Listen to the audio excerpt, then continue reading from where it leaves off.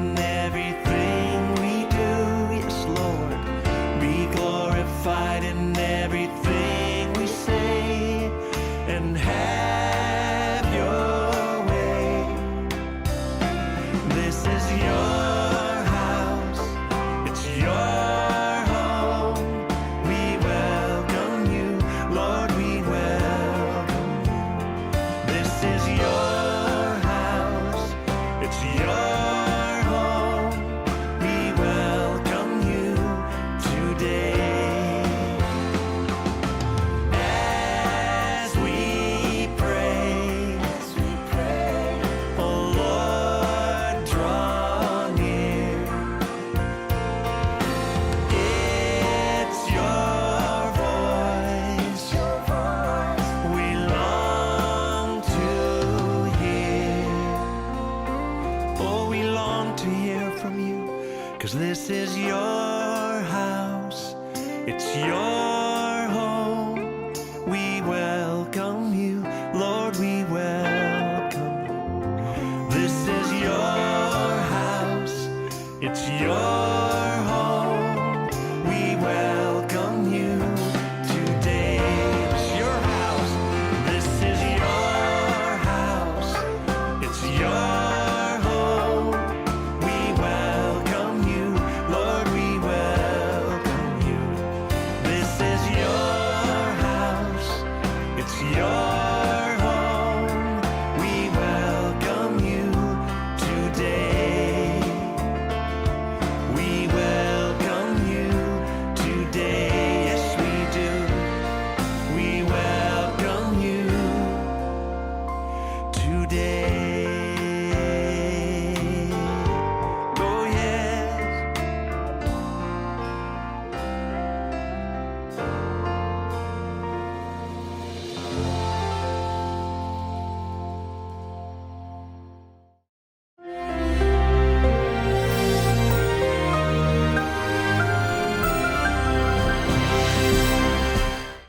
Shalom semua warga kerajaan. Hari ini kita akan belajar bagaimana mendidik anak.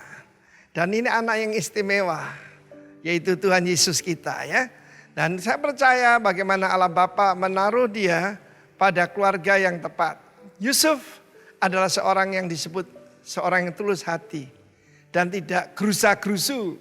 Ketika diberitahu tunangannya hamil, dia sedang mempertimbangkan.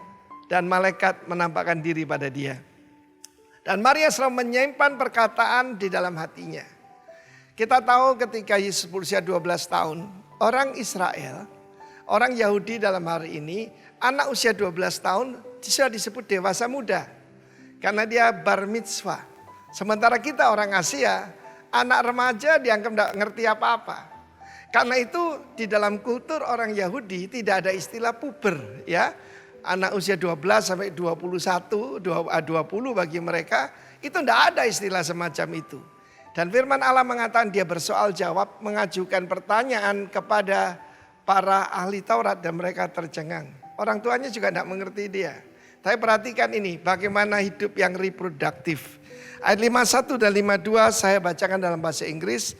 And he went down with them and came to Nazareth and was subject to them, but his mother kept all these sayings in her heart.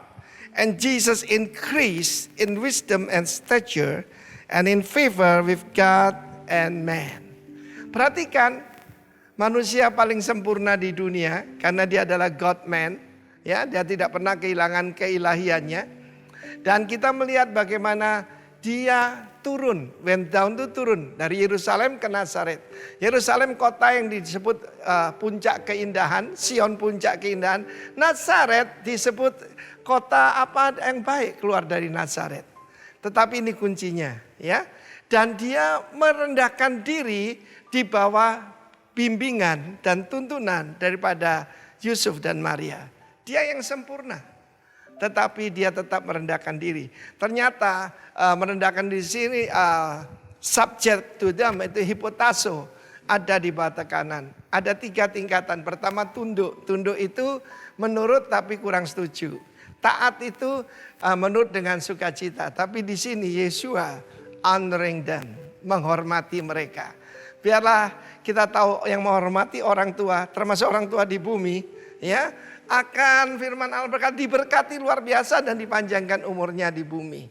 Dan kita melihat kemudian he increase in wisdom and stature. Dia meningkat, bukan cuma bertumbuh tapi meningkat luar biasa. Dan firman Allah juga mengatakan bagaimana dikasihi oleh Allah dan manusia. Ada sesuatu yang hilang di dalam kebudayaan kita sekarang ini, yaitu honoring parents. Anda mendengar ada seorang bapak di Bandung dituntut 3 miliar oleh anak-anaknya. Dan dia tidak mau mengakui mereka. Bahkan anak yang menuntut dia itu pengacara dan anaknya meninggal dunia. Firman Tuhan tidak pernah keliru, saudara. Ada lagi yang mau memenjarakan ibunya gara-gara tidak diberi motor atau dibelikan mobil. Biarlah itu tidak terjadi di kalangan masyarakat kerajaan ini. Dan saya berdoa kita belajar seperti Kristus. You want to reproduce, increase, hormat pada orang tuamu. Hormat kepada orang tua rohanimu dan mentormu. God bless you, warga kerajaan. Amin. Shalom Bapak Ibu dan saudara-saudari semua, welcome to Rock News. Tidak terasa, kita sudah masuki bulan Februari dan khususnya pada tanggal 10 Februari kita akan sama-sama merayakan hari jadi kota kita tercinta Balikpapan. Sebelum masuk ke Rock News untuk minggu ini, inilah liputan singkat mengenai kota kita tercinta Balikpapan, salah satu kota terbesar di Provinsi Kalimantan Timur. Datang ke kota Balikpapan artinya Anda datang di kota yang terbersih se-Asia Tenggara.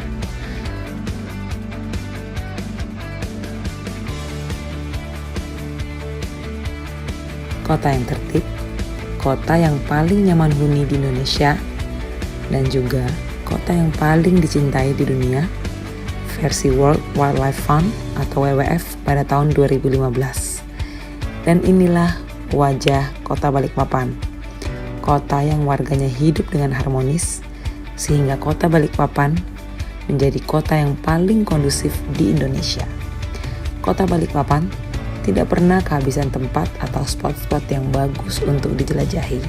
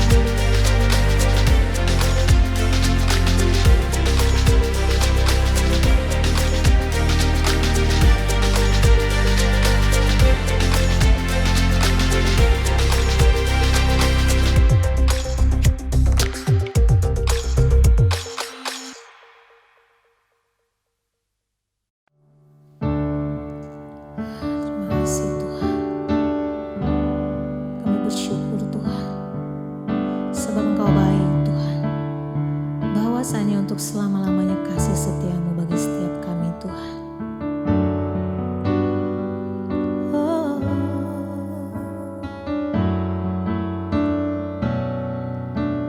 Yesus,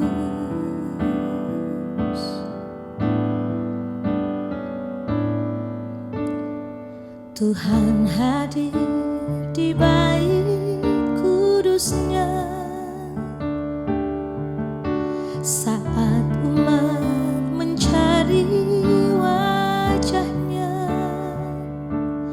berseru, berdoa, bersujud menyembah dan menikmati kehadirannya.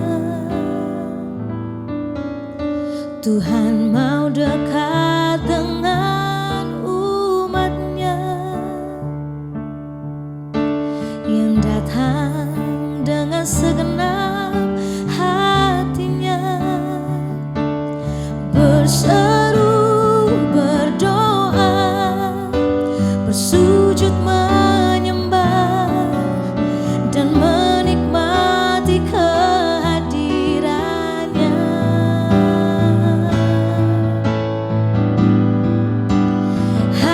Hadiratmu memenuhiku, hadirat kudusmu penuhi baitku, dan ku tersungkur menyembahmu. Yang ku nampak hanya kemuliaanmu. Hadiratmu memenuhiku, hadirat kudusmu penuhi baitku, dan ku tersungkur menyembahmu. Yang ku nampak hanya kemuliaanmu.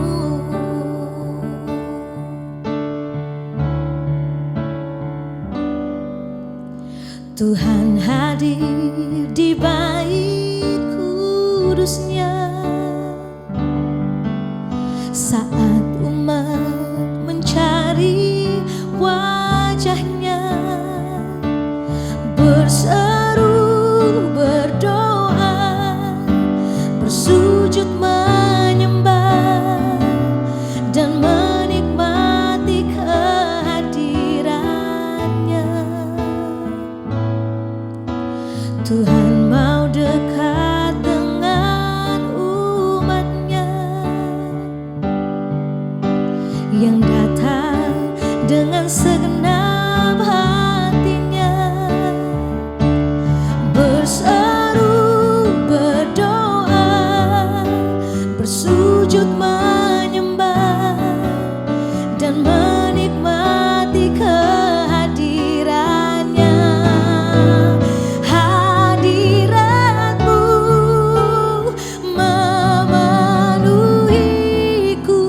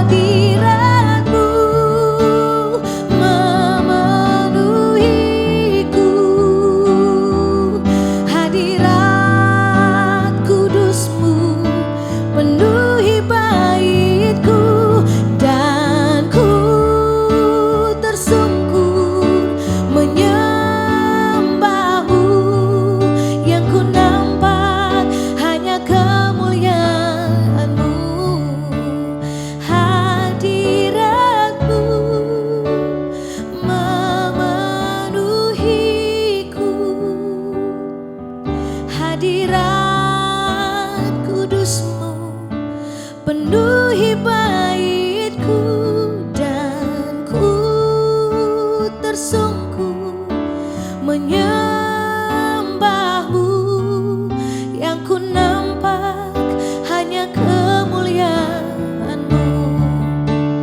Hadirat-Mu memenuhiku, hadirat kudus-Mu penuhi baitku, dan ku tersungkur menyembahmu, yang ku nampak hanya kemuliaan-Mu, yang ku nampak hanya kemuliaan-Mu, yang ku nampak hanya kemuliaan-Mu.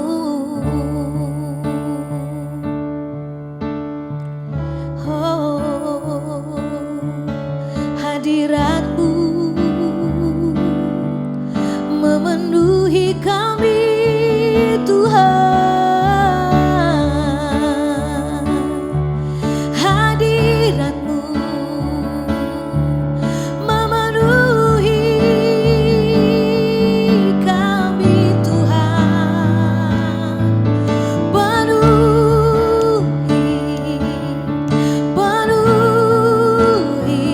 oh, dalam hadirat-Mu,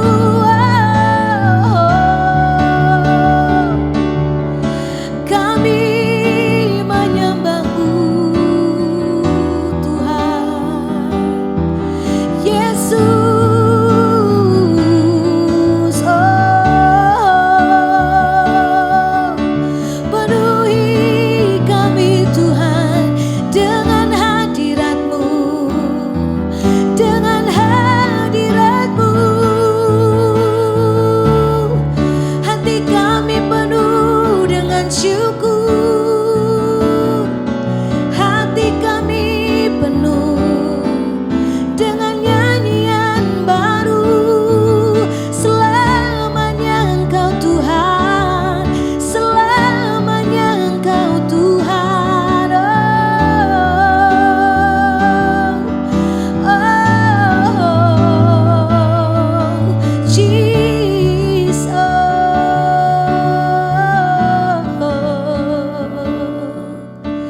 Yesus,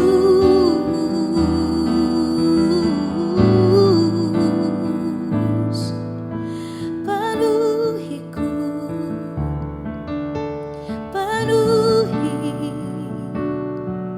penuhi setiap kami dengan rasa syukur.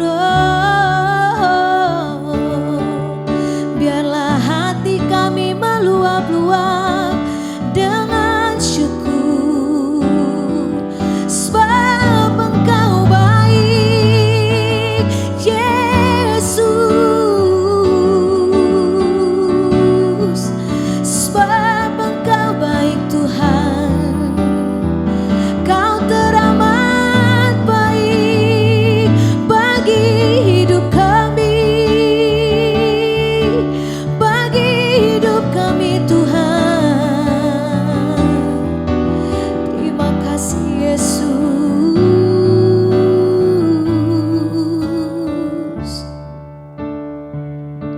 Yesus, Tuhan. Terima kasih, Bapa. Terima kasih, Tuhan. Sebab kemurahan-Mu terus kami rasakan, Tuhan. Kasih setia-Mu, Tuhan, di sepanjang kehidupan kami, Tuhan. Terima kasih, Yesus. Yesus, Tuhan. Kami bersyukur, Tuhan. Kami bersyukur, Tuhan. Kami bersyukur, Tuhan. Yes. Kami bersyukur, Tuhan. Kami bersyukur, Tuhan. Kami bersyukur. Kami bersyukur. Kami bersyukur. Sebab Engkau baik. Yes, Engkau yang teramat baik.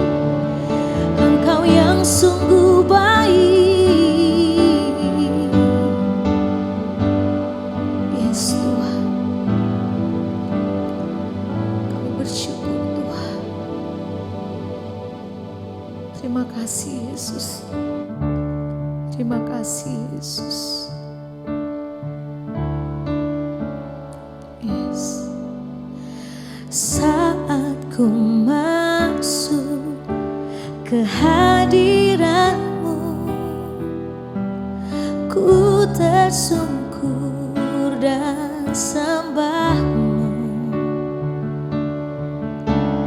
Ku persembahkan korban syukurku yang terbaik bagimu. Saat ku masuk ke hadirat-Mu, ku tersungkur dan sembah-Mu. Ku persembahkan korban syukurku yang terbaik bagimu. Ku bawa korban syukur ke tempat kudus-Mu Tuhan. Hatiku limpah dengan syukur, sebab Tuhan baik. Oh, sebab Tuhan baik.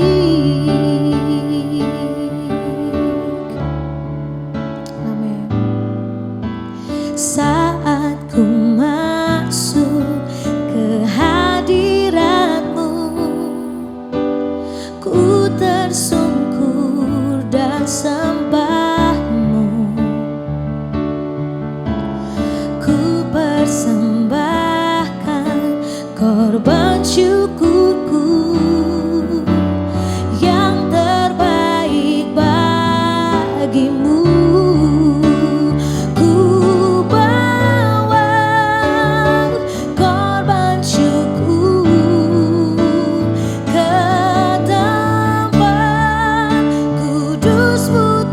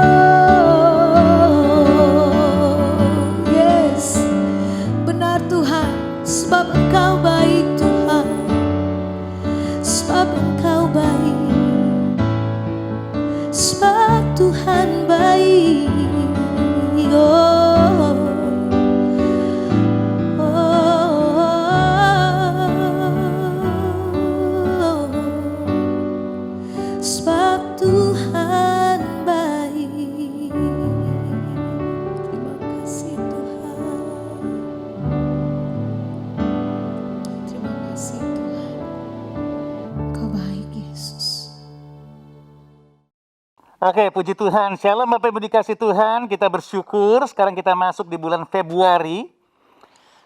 Bulan kedua di 2021. By grace ya, oleh kasih karunia Tuhan kita bisa ada di bulan kedua ini. Mari kita berdoa dulu, kita membuka hati untuk mendengarkan firman Tuhan. Mari kita berdoa. Bapak terima kasih. Kami bersyukur sekali karena kami bisa kembali beribadah. Artinya kami dalam keadaan yang sehat, diberkati Tuhan, dipelihara Tuhan sempurna, diprotek Tuhan secara ajaib. Dan kami bersyukur karena itu Tuhan. Sembari kami mendedikasikan terus hidup kami karena kami tahu hidup yang kami punya adalah hidup yang dalam maksud dan kehendak Tuhan.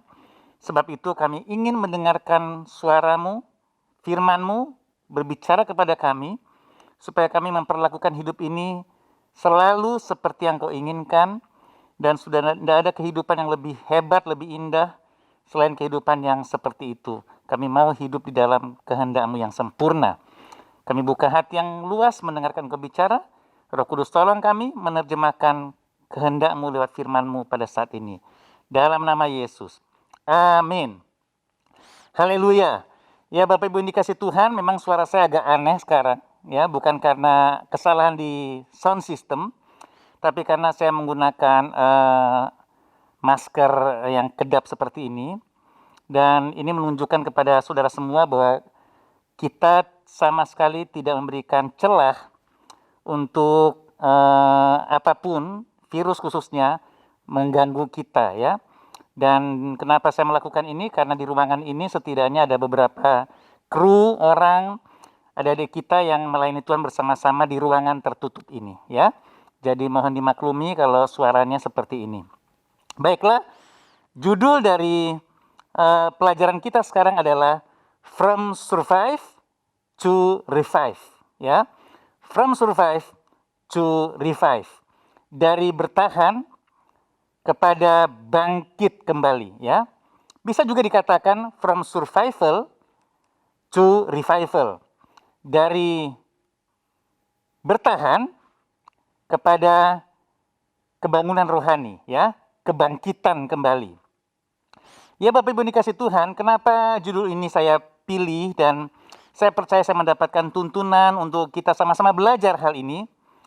Sebab kalau memang kita punya iman kepada Tuhan, bahwa Dia akan melindungi kita, sehingga kita bisa survive di masa pandemi ini, lantas apakah kita mendapatkan hati Tuhan untuk survival yang diberikannya? Ini menjadi pertanyaan yang mendasari pelajaran kita saat ini. Kita percaya, kita punya iman, kita dilindungi Tuhan. Yes, ya, kita sudah jaga diri, kita sudah prokes secara ketat, tapi kita tidak bisa sempurna untuk menjaga diri kita. Setuju? Ya, maka kita butuh proteksi, perlindungan, dan pemeliharaan Tuhan bagi kita. Oleh sebab itu kita punya iman bahwa kita akan survive. Amin. Kita akan survive dalam masa-masa pandemi saat ini. Namun Bapak Ibu, sekarang begini. Kalau memang Tuhan mau memprotek kita, melindungi kita, apakah kita mendapatkan hati Tuhan kepada survival yang diberikannya pada kita? Apakah kita mendapatkan hati Tuhan? Kenapa Tuhan memelihara kita, menjaga kita sampai saat ini? Nah, tujuan terbaik bagi kita yang survive di masa ini adalah harusnya kita mengalami kehidupan yang revive, ya, dibangkitkan kembali bagi kerajaannya dikenal di muka bumi.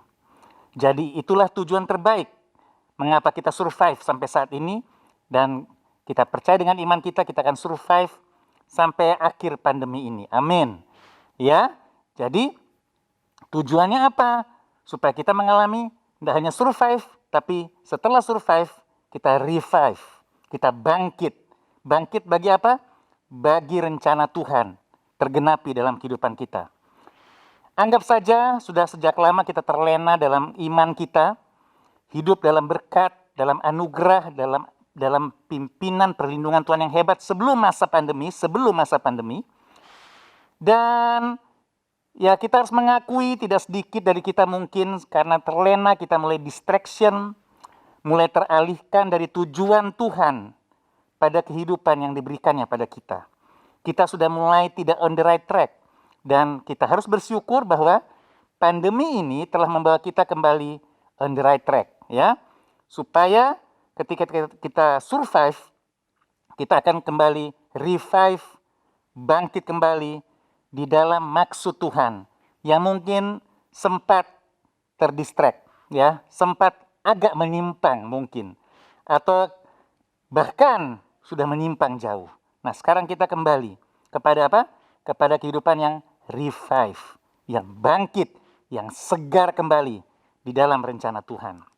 Kita harus mengerti bahwa setiap pelayanan Yesus yang menyembuhkan umatnya yang tercatat dalam Alkitab, survival dalam pelayanan Yesus selalu berbuah revival. Selalu. Setiap kali Yesus sembuhkan orang, orang tersebut selalu mengalami revival. Saya berikan 3 contoh deh untuk membuktikannya. Yang pertama Matius 8 ayat 14. Yaitu tentang ibu mertua dari Petrus, ya.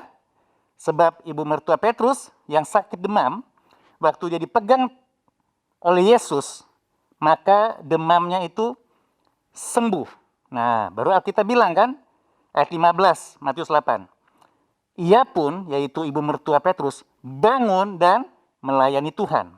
Terjadi kebangkitan, terjadi api di dalam hati dari ibu mertua Petrus. Dia sembuh, dia survive, kemudian dia revive, dia melayani Tuhan. Yang kedua saya catat Matius 9 ayat 24. Ya, berkatalah Yesus, "Pergilah karena anak ini tidak mati tetapi tidur." Tetapi mereka menertawakan dia, Yesus. Setelah orang banyak itu diusir, Yesus masuk dan memegang tangan anak itu. Lalu bangkitlah, revive anak itu. Maka tersiarlah kabar tentang hal itu ke seluruh daerah itu. Ya, jadi kebangkitan anak ini menghasilkan apa? Kabar tentang Yesus tersiar ke seluruh daerah itu. Itu dia ya, sudah dikasih Tuhan. Ada survival, tapi ada revival. Yang ketiga, Matius 15 ayat 29. Setelah meninggalkan daerah itu, Yesus menyusuri pantai Danau Galilea dan naik ke atas bukit lalu duduk di situ. Kemudian orang banyak berbondong-bondong datang kepadanya membawa orang lumpuh, orang timpang, orang buta, orang bisu, dan banyak lagi yang lain. Lalu meletakkan pada kaki Yesus dan ia menyembuhkan mereka semuanya. Maka takjublah orang banyak itu melihat orang bisu berkata-kata. Orang timpang sembuh, orang lumpuh berjalan, orang buta melihat. Dan baca, mereka memuliakan Allah Israel. Lihat saudara dikasih Tuhan, setiap ada survival yang Yesus lakukan kepada umatnya, selalu diikuti oleh peristiwa apa? Revival, kebangkitan. Orang kemudian mulai memuliakan Allah Israel. Bapak Ibu dikasih Tuhan, sekarang saya mau mengajak kita belajar dari 2 tokoh di Perjanjian Lama, di mana 2 tokoh ini baru selesai kita baca dalam rangkaian bacaan Alkitab Komsal, ya. Sudah tahu siapa? Yosef atau Yusuf dan Daniel, ya. Kita baca Kejadian, kita baca Daniel kan, dan baru selesai beberapa hari yang lalu. 2 tokoh ini punya kemiripan. Dan kita baca terus kan selama hampir 1 bulan. Menariknya Bapak Ibu, kisah mereka mirip-mirip. Saya menyebutnya the epic story of Daniel. Yang pertama saya buktikan bagaimana survival menghasilkan revival. Daniel pasal 26. Kemudian Raja Darius mengirim surat kepada orang-orang dari segala bangsa, suku bangsa, dan bahasa yang mendiami apa Bapak Ibu? Seluruh bumi. Katakan seluruh bumi. Jadi raja kirim surat kepada seluruh makhluk di seluruh bumi. Bunyinya, perhatikan. Bertambah-tambahlah kiranya kesejahteraanmu. Itu bicara soal shalom ya. Biasa kalau surat ada selalu pendahuluan. Kemudian isinya lihat, ayat 27. Bersama ini kuberikan perintah bahwa di seluruh kerajaan yang kukuasai, orang harus takut dan gentar kepada Allahnya Daniel. Sebab dialah Allah yang hidup, yang kekal untuk selama-lamanya. Pemerintahannya tidak akan binasa, dan kekuasaannya tidak akan berakhir. Ayat 28, dia melepaskan dan menolong, dan mengadakan tanda dan mujizat di langit dan di bumi. Dia yang telah melepaskan Daniel dari cengkeraman singa-singa. Dan Daniel ini mempunyai kedudukan tinggi pada zaman pemerintahan Darius, pada zaman pemerintahan Kores, orang Persia itu. Lihat Bapak Ibu dikasih Tuhan, dari peristiwa Daniel yang kita akan coba kulik sebentar, journey-nya dia, ya, perjalanan dia sampai kepada titik ini, titik di mana terjadi sebuah revival. Bayangkan, seorang raja fasik, raja non-Yahudi yang tidak kenal Allah Israel, bisa-bisanya kirim surat ke seluruh bumi. Waduh, Bapak Ibu. Aduh, tahan sebentar. Renungkan dulu ini peristiwa. Sekarang kita pakai WA, pakai email, dan seterusnya. Hakam, bagaimana caranya? Tapi Alkitab tak pernah bohong kan? Alkitab catat bahwa dia kirim surat kepada seluruh makhluk, suku bangsa, segala bangsa bahasa yang mendiami seluruh bumi. Yang isinya adalah supaya seluruh kerajaan kekuasaan yang harus takut gentar kepada Allah Daniel, sebab dialah Allah yang hidup, dan seterusnya dan seterusnya. Dia proklaim akan kebesaran Tuhan. Wow, tapi jangan lupa, ini adalah bagian dari akhir dari perjalanan Daniel yang begitu epik Bapak Ibu ya, begitu luar biasa. Saudara tahu ya, dari mana kita mulai tentang Daniel? Daniel pasal 1. Saudara ingat waktu kita baca kemarin apa yang terjadi? Ketika Daniel dan 3 temannya dalam pembuangan dan dipilih orang-orang yang dianggap hebat, pemuda-pemuda yang cakap, kemudian akan direkrut dalam kerajaan dan diberikan makanan kerajaan, makanan pasti yang bergizi, makanan yang unggul, yang terbaik, the best. Bayangkan, makanan kerajaan. Wah, tapi Daniel menolak makanan kerajaan, sebab Daniel mau menguji istilahnya.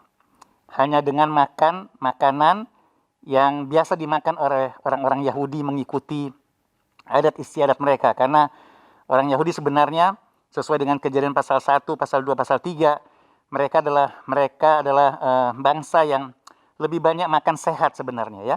Makanya kita pernah puasa Daniel, yaitu puasa makanan yang lebih kepada vegetarian, kira-kira begitu deh ya, Bapak Ibu dikasih Tuhan. Dan mereka menolak untuk makan itu, dan sudah tahu mereka berkali-kali lipat lebih berhikmat, lebih hebat dalam wisdom mereka dan seterusnya. Kemudian mulailah cerita terjadi ketika raja bermimpi patung besar, dan raja cari siapa yang bisa menerjemahkan. Di situ Daniel showtime. Kemudian Daniel bisa menerjemahkan mimpi raja, ya, apa yang dia lihat. Berjalan terus. Kemudian Raja Nebukadnezar membangun sebuah patung besar terus disembah oleh banyak orang.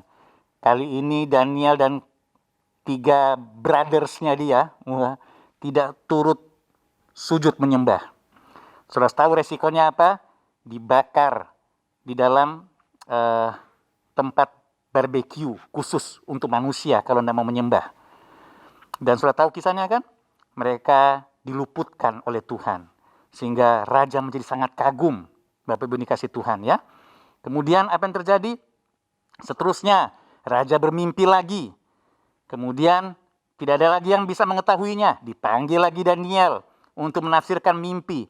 Bahkan dalam mimpi itu Daniel kasih tahu, rajaku, engkau akan seperti binatang, kira-kira begitu. Ya, karena kecongkakanmu, karena kesombonganmu, Tuhan mau didik engkau jadi seperti binatang. Tapi nanti Tuhan akan kembalikan engkau kepada kerajaanmu setelah beberapa masa. Karena Tuhan hanya mau mendidik engkau bahwa engkau, ya kasarnya dalam bahasanya adalah engkau bukan apa-apa di hadapan Tuhan. Bahkan Daniel pasal 4 ayat 27, Daniel bisa menasehati raja, Bapak Ibu. Saudara dikasih Tuhan, dia bisa bilang begini, jadi ya raja, biarlah nasihatku berkenan pada hati tuanku. Lepaskanlah diri tuanku daripada dosa dengan melakukan keadilan. Bayangin, dia nasihatin raja loh Bapak Ibu.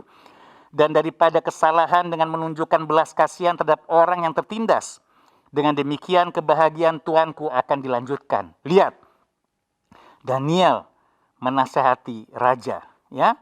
Tapi lihat, dia sempat diintimidasi. Menurut saya, karena saya menceritakan dengan cepat, harusnya kisah ini lebih hebat dari itu Bapak Ibu. Bayangin, orang semua menyembah patung, mereka tetap berdiri.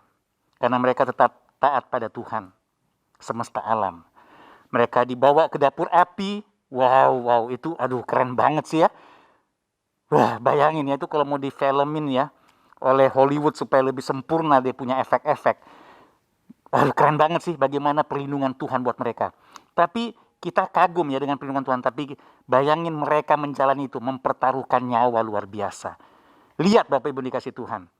Ya, bahkan selanjutnya ketika kehidupan berlanjut lagi, ada raja berikutnya, Raja Belsasar, setelah Raja Nebukadnezar, anaknya mabuk-mabukan. Waduh.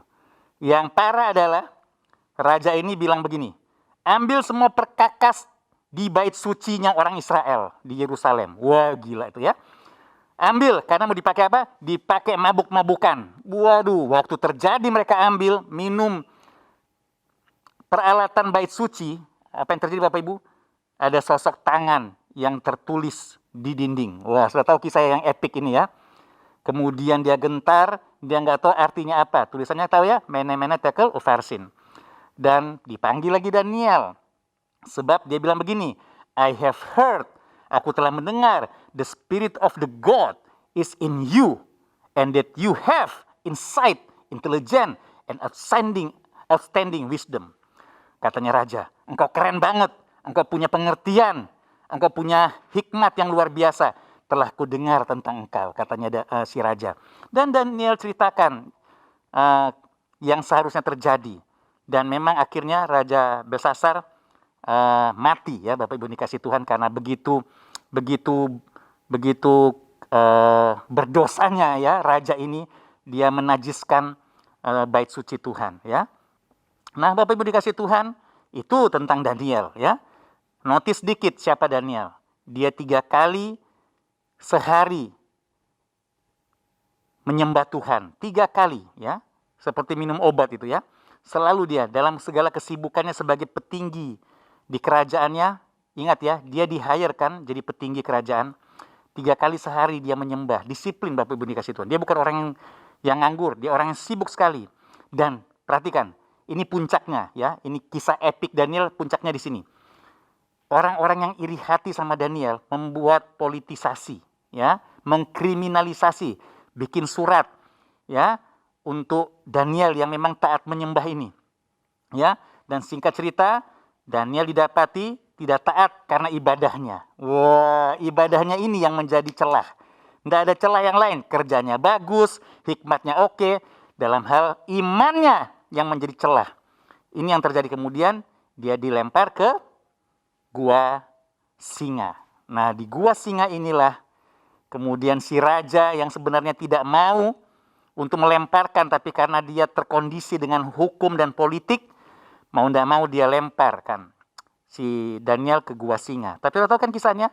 Besoknya si raja kemudian langsung nanya, Daniel, masih hidup kah bro? Nah ditanyain kan, Ikam masih hidup kah? Gitu. Terus katanya si Daniel, ya rajaku, aku masih hidup karena Allahku melindungi aku. Wah, raja bangkit. Lawan-lawan politiknya disikat semua sama si raja. Dan Daniel diangkat dalam puncak kebesaran. Terus ingat ya, bahwa Daniel dipakai Tuhan untuk melayani Tuhan dalam 4 raja dan kerajaannya. Keren banget. Sampai tua dipakai Tuhan, bahkan dipakai lintas raja, Bapak Ibu dikasih Tuhan. Itulah Daniel ya. Tapi akhirnya apa? Raja Darius mengumumkan lewat surat kepada seluruh bumi. Wah, terjadi revival. Apa yang dikatakan? bahwa Allah Daniel ini hidup. Semua orang harus menyembah kepada Allah yang hidup. Kebangunan rohani terdahsyat yang pernah terjadi, ya Bapak Ibu. Yang kedua adalah siapa? Kisah epiknya Yusuf. Sama dalam pembacaan kita. Yusuf, wah anak muda, anak kecil ini pakai baju bagus, ngomong sama kakak-kakaknya bahwa nanti suatu saat kamu akan menyembah aku. Begitu polosnya si anak kecil ini ya. Kakak-kakaknya tersinggung, marah karena dia ceritakan mimpinya dia. Siapa anak muda ini?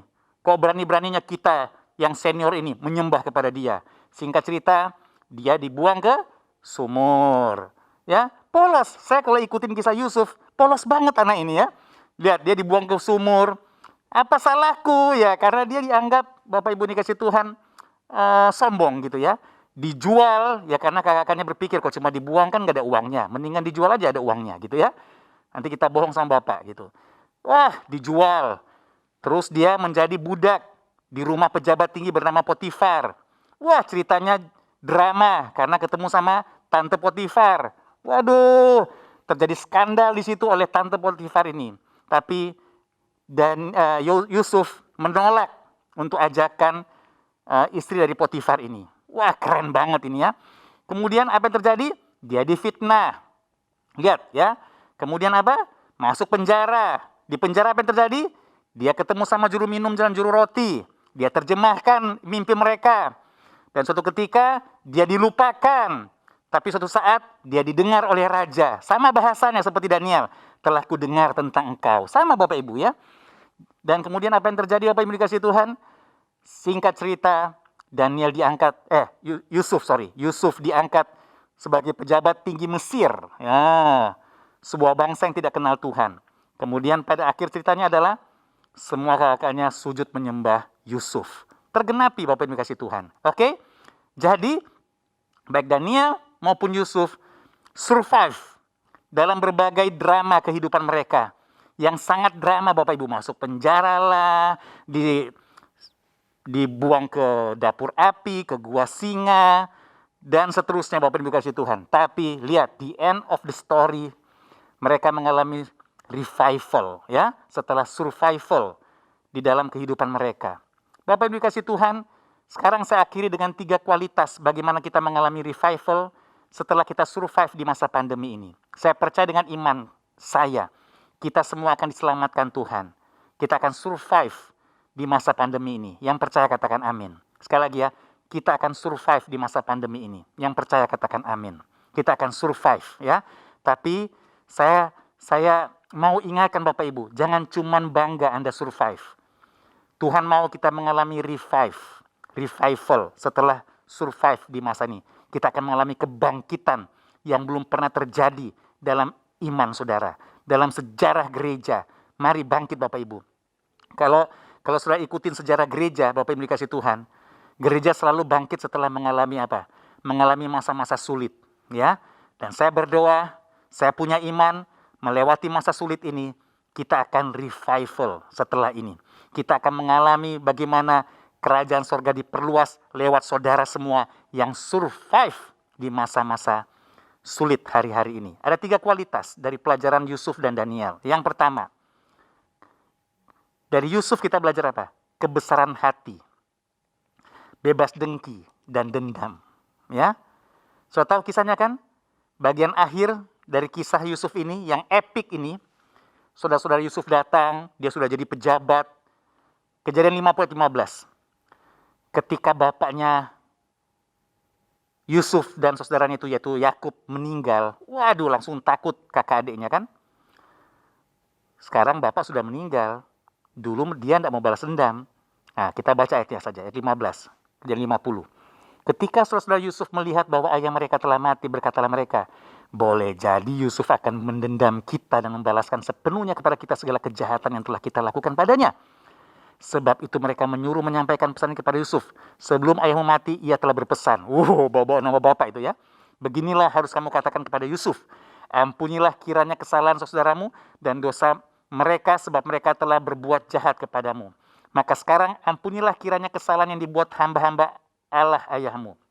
Lalu baca, menangislah Yusuf ketika orang berkata demikian kepadanya. Ayat 18 mari baca sama-sama bersuara. Keren banget. respon Yusuf. Juga saudaranya datang sendiri dan sujud di depannya serta berkata, kami datang untuk menjadi budakmu. Mari baca lebih keras ayat 19. Tetapi Yusuf berkata kepada mereka, baca Bapak Ibu, janganlah takut, sebab aku inikah pengganti Allah. Terus baca ayat 20, memang kamu telah mereka-rekakan yang jahat terhadap aku, tetapi Allah telah mereka-rekakannya untuk kebaikan dengan maksud melakukan seperti yang terjadi sekarang ini, yakni memelihara hidup suatu bangsa yang besar. Jadi, janganlah takut, aku akan menanggung makanmu dan makan anak-anakmu juga. Demikianlah ia menghiburkan mereka, menenangkan hati mereka dengan perkataannya. Keren banget Bapak Ibu. Saudara, kalau Anda benar-benar melihat kehidupan Yusuf, kita tidak akan kuat deh ya. Dijual oleh siapa? Saudaranya sendiri. Yang sebelumnya mau dibunuh. Waduh, gara-gara dijual itu, dia difitnah, dia masuk penjara. Waduh Bapak Ibu dikasih Tuhan, tapi dia survive oleh kemurahan Tuhan. Saya mau bilang hal ini Bapak Ibu. Asal kita dalam kehendak Tuhan, seperti Yusuf, yang tetap menjaga kekudusan ketika istri Potifar menggoda dia, Yusuf menjaga hidupnya sesuai dengan kehendak Tuhan dan firman Tuhan. Maka saya mau bilang ya, jangan pernah takut ketika Anda mengalami keadaan di mana Anda dijahatin orang, dikerjain orang, ditipu orang. Lihat kata Yusuf, manusia bisa mereka-rekakan kejahatan, tapi Tuhan menjadikannya sebagai sebuah kebaikan bagi kita. Dengan maksud Tuhan untuk memberi makan bangsa yang besar ini. Saya mau bilang Bapak Ibu, kualitas pertama yang kita perlu belajar adalah kebesaran hati. Tidak ada dendam dan dengki. Mari di masa-masa seperti ini, besarkan hati Bapak Ibu. Jangan banyak musuh, jangan memusuhi orang. Jangan dengki, jangan dendam. Kalau ada orang mau jahatin kita, ingat kisah Yusuf ini ya. Tuhan, orang bisa mereka-rekakan kejahatan. Tapi asal kita dalam kehendak Tuhan, kita akan baik-baik saja Bapak Ibu. Percayalah, Tuhan bisa merubah semua niat jahat menjadi kebaikan bagi kita. Percaya, pegang ini Bapak Ibu ya. Ini kualitas yang pertama untuk kita mengalami revival setelah kita survive. Ya, yaitu apa? Besar hati. Jangan dendam, jangan iri, jangan dengki. Besarkan hati, bersihkan hati. Saya berdoa sungguh-sungguh ini, supaya Anda mengalami hati yang lebih besar di masa-masa ini. Mari Bapak Ibu, jangan mudah tersinggung, jangan terlalu sensitif, jangan persulit dirimu sendiri dengan hatimu yang terlalu kecil. Lagi ya, saya mau bilang ya, jangan mempersulit dirimu dengan terus bersikap karena hati kita hati kecil, ya. Jangan, besarkan hati Bapak Ibu, ya. Besarkan hati. Mungkin sudah punya alasan untuk benci orang karena orang itu jahat pada kita.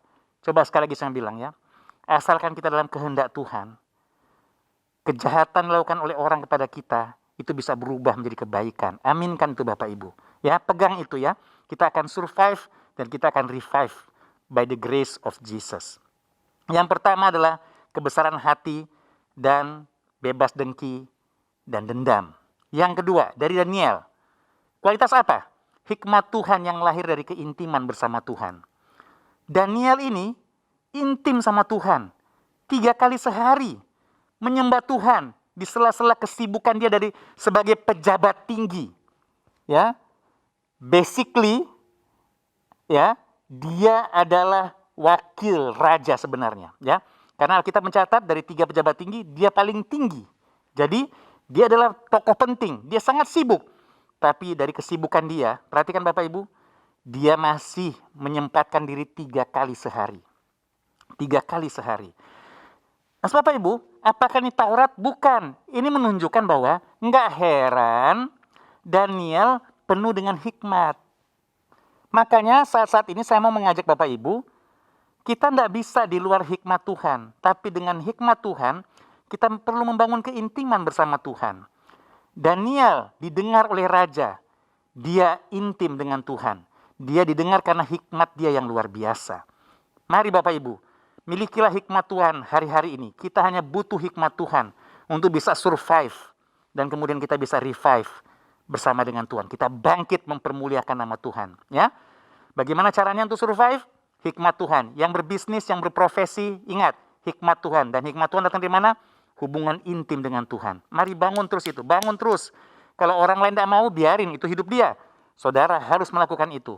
Karena hidup saudara direncanakan Tuhan untuk mempermuliakan namanya. Hidup saudara didestinikan Tuhan untuk revive bersama dengan Tuhan. Yang terakhir, yang ketiga. Setelah kebesaran hati, tidak ada dendam, tidak ada dengki. Setelah hikmat Tuhan lewat keintiman, yang terakhir, yang ketiga. Dari Daniel kita belajar apa? Penguasaan diri. Dia terlatih dalam disiplin rohani. Buktinya apa? Ditawari makanan yang enak. Mumpung Bapak Ibu ya, mereka kan orang-orang desa, orang-orang kecil yang di-hire dalam kerajaan. Makanan raja bayangin. Tapi lihat Daniel, keren banget sih. Dia menolak, dia bilang, enggak, kita makan dengan makanan kita, sayur-sayur saja. Nanti tes, dia challenge Bapak Ibu. Siapa lebih pintar? Wah, tahu nggak tujuan dia? Untuk mempermuliakan nama Tuhan, bukan untuk kesombongan. Ya. Jadi Daniel ini sangat disiplin. Dia disiplin untuk memuji Tuhan 3 kali sehari. Bayangkan Bapak Ibu. Ini luar biasa. Jadi inilah 3 hal itu. Ya. Kualitas kebesaran hati. Bebas dengki, bebas dendam. Yang kedua, hikmat Tuhan. Katakan hikmat Tuhan. Yang datang dari hubungan yang intim dengan Tuhan. Yang ketiga, perhatikan, penguasaan diri. Terlatih dalam disiplin rohani. Bapak Ibu, mari deh. Pandemi mengajarkan kita disiplin pakai masker, disiplin secara rohani pun kita harus berdisiplin. Mumpung Bapak Ibu semua juga lagi dipaksa disiplin. Mari kita disiplin semua, tapi disiplin hal-hal yang rohani. Secara jasmani aja kita disiplin, mari latih secara rohani. Baca Alkitab, renungkan firman Tuhan, berkomsalah, berbagi sama teman-teman keluarga rohani, menyembah Tuhan, mesbah pribadi, disiplin rohani baik. Ambil puasa, penguasaan diri itu mahal Bapak Ibu. Ya, mahal sekali. Kalau Anda mau ambil komitmen puasa setiap hari tertentu, bukan karena Taurat, bukan karena mau ngatur Tuhan. Anda puasa karena Anda mau menguasai diri Anda. Keren. Disiplin Bapak Ibu. Sehingga dengan demikian, kita siap untuk revival yang Tuhan rencanakan dalam kehidupan kita. Haleluya. Yes. Saya percaya ini menjadi berkat buat Bapak Ibu. Pegang ini terus. Saya percaya juga bahwa kita akan survive. Dan kita akan revive bersama-sama dengan Tuhan. Kita akan bangkit untuk menyatakan kerajaan sorga di muka bumi ini. Saudara akan dipakai Tuhan. Setiap kali Tuhan kasih survive, Tuhan punya rencana revive.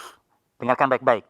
Setiap kali Tuhan memberikan kita survival, Tuhan punya rencana revival.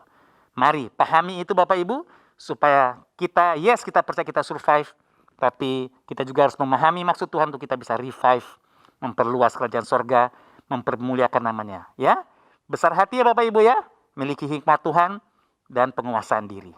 Mari kita berdoa bersama-sama. Bapak, terima kasih untuk firman-Mu. Kami bersyukur, meteraikan sehingga ini menjadi sesuatu yang luar biasa dalam kehidupan kami Tuhan, di mana kami bangkit bersama-sama dengan Tuhan untuk mempermuliakan nama Tuhan. Terima kasih Tuhan, kami bersyukur anugerah-Mu atas kami di dalam nama Tuhan Yesus. Haleluya. Amin. Ya, baiklah Bapak Ibu dikasih Tuhan, kita akan perjamuan kudus. Siapkan roti dan anggur yang ada di rumah Bapak Ibu semua. Bapa, Engkau suci kuduskan roti dan anggur ini untuk kami bisa benar-benar mengalami Engkau di dalam rencana-Mu yang mulia dalam kehidupan kami. Sekali lagi hamba berdoa Tuhan, kami percaya kami akan survive di masa-masa ini, tapi kami akan bangkit, revive bersama-sama dengan Engkau untuk memperluas kerajaan-Mu. Ini kami Tuhan, kami mau jadi seperti yang Tuhan inginkan. Terima kasih Tuhan Yesus. Terima kasih kami melakukan perjamuan kudus ini karena kami mengingat 3 hal, yaitu supaya aku telah disalibkan bersama dengan Yesus. Tubuh dan darah-Mu ini Tuhan menjadi makanan untuk roh manusia kami, dan supaya kami tidak menjadi lemah dan putus asa. Haleluya. Amin, amin, amin. Mari angkat roti tinggi-tinggi dengan ucapan syukur. Gereja, bukankah roti perjanjian yang kita angkat tinggi ucapkan syukur ini sesungguhnya adalah persekutuan kita yang mahal dengan firman yang hidup, yang pada malam waktu diserahkan, dia mengambil roti ini, dia berkata, perbuatlah ini menjadi peringatan akan aku. Amin Bapak Ibu. Makanlah dengan syukur di dalam nama Tuhan Yesus Kristus.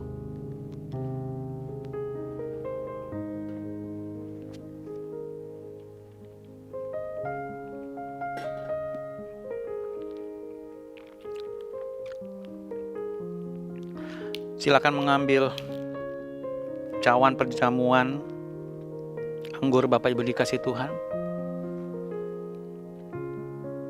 Pegang dada kiri saudara dengan tangan kiri saudara dan angkat cawan ini, pandang Yesus. Kami minta kemurahan-Mu kepada semua saudara kami yang terinfeksi corona hari-hari ini Tuhan. Oleh bilur-bilur dan darah-Mu dan kuasa nama-Mu yang berkuasa, mereka disembuhkan di dalam nama Yesus. Mereka dibebaskan, mereka survive Tuhan. Dan mereka memahami kehendak Tuhan ketika mereka survive. Mereka bangkit bersama dengan Tuhan, melayani Tuhan, memasyurkan nama Tuhan. Kami menyatakan kesembuhan, kehidupan terjadi kepada semua saudara kami yang terinfeksi corona. Bahkan semua jemaat saudara kami yang sakit apapun penyakit mereka. Mereka sembuh oleh kuasa darah Yesus. Mereka pulih untuk mereka melakukan kehendak Tuhan bagi kemuliaan Tuhan. Gereja, kemudian Yesus mengambil cawan dan berkata, inilah darahku yang diserahkan bagi kamu. Perbuatan ini menjadi peringatan akan aku, kata Tuhan. Bukankah ini persekutuan kita yang mahal dengan darah yang memulihkan kita, menyembuhkan kita, membebaskan kita. Darah Tuhan Yesus Kristus. Amin Bapak Ibu. Minumlah dengan syukur, terima pemulihan, terima kesembuhan dalam nama Yesus.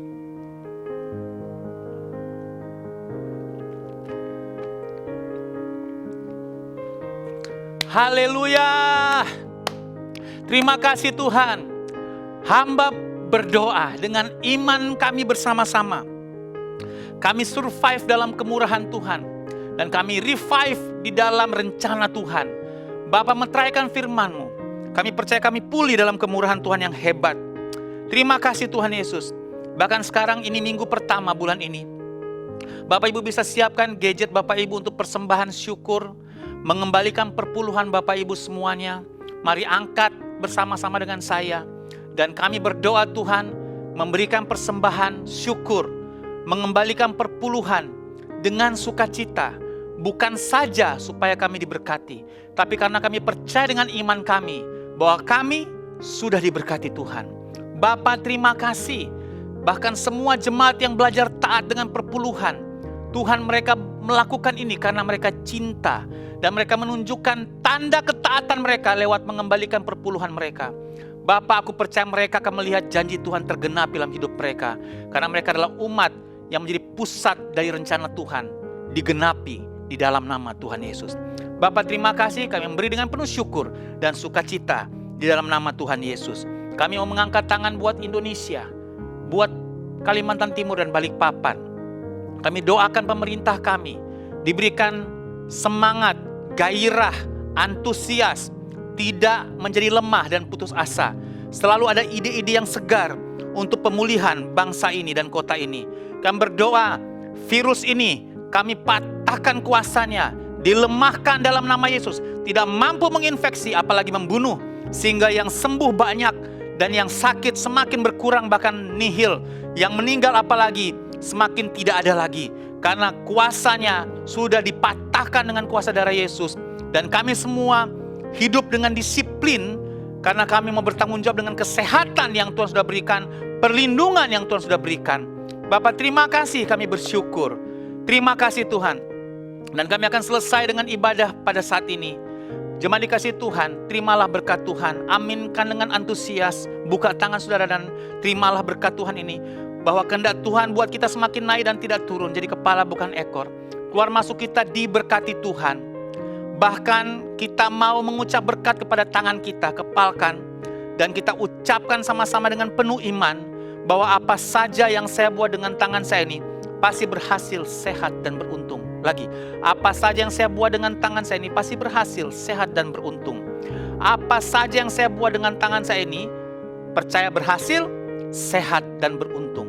Mari para imam, tumpang tangan kepala anak istrimu atau anggota keluargamu. Terimalah berkat Tuhan. Tuhan memberkati engkau dan melindungi engkau. Tuhan menyinari engkau dengan wajah yang beri kau kasih karunia. Dia hadapkan wajah kepadamu, terima shalom, terima damai sejahtera. Berlimpah-limpahlah dalam pengharapan. Dari sekarang sampai selama-lamanya. Haleluya. Mari yang diberkati katakan, amin. Amin, amin. Selamat hari Minggu, Tuhan Yesus memberkati Bapak Ibu. Dan jangan lupa saya ingatkan, di Rock Center kita ada paket-paket sembako yang selalu standby. Jadi silakan Gembala KM memantau keluarga besar Rock Balikpapan. Sekiranya ada yang membutuhkan, hubungi Gembala KM masing-masing dan Gembala KM hubungi Pak Yunus. Happy Sunday, God bless you all. Tuhan berkati.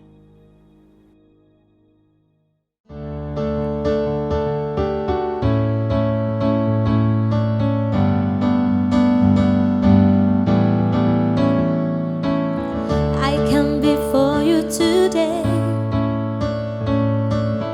and there's just one thing that I want to say.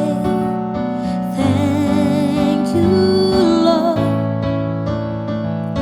Thank you, Lord, for all you've given to me, for all the blessing that I cannot see. Thank you, Lord. Thank you, Lord. With a grateful heart, with a song of praise, with a noche's arm, I will bless your name. Oh, thank you, Lord. I just wanna thank you, Lord. Thank you, Lord. I just wanna thank you, Lord. Thank you, Lord.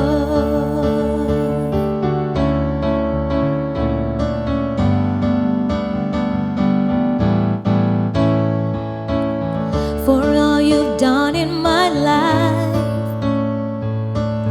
you took my darkness and gave me your light.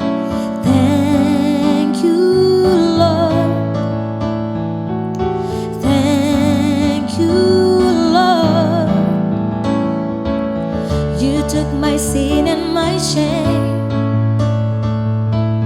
You took my sickness and healed all my pain.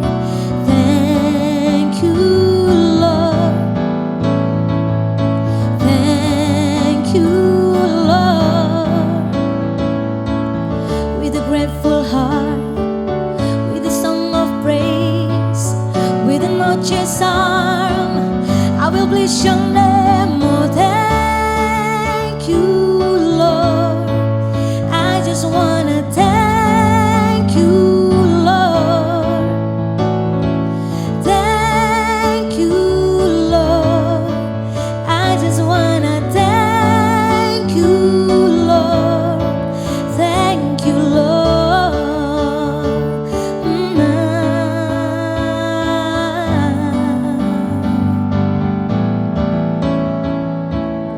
With a grateful heart, with a song of praise, with a noche's arm, I will bless your name. Thank you, Lord. I just wanna thank you, Lord. Thank you, Lord. I just wanna thank you, Lord. Thank you, Lord. I just wanna thank you, Lord. Thank you, Lord. I just wanna thank you, Lord. Thank you, Lord.